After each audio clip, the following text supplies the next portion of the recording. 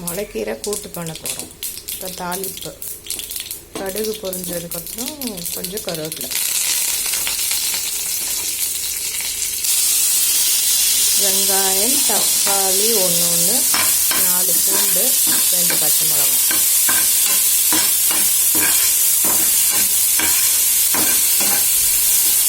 எல்லாத்தையும் போட்டு வதக்கிட்டு கொஞ்சம் 1 டேபிள் ஸ்பூன் உப்பு, கொஞ்சம் உப்பு போட்டாச்சு.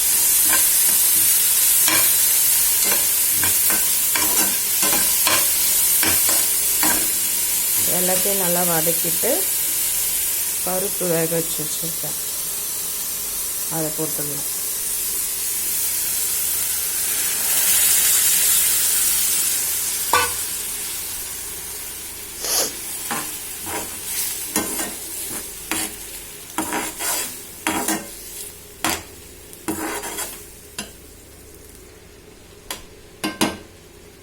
இப்போ கீரையை போட்டுடலாம்.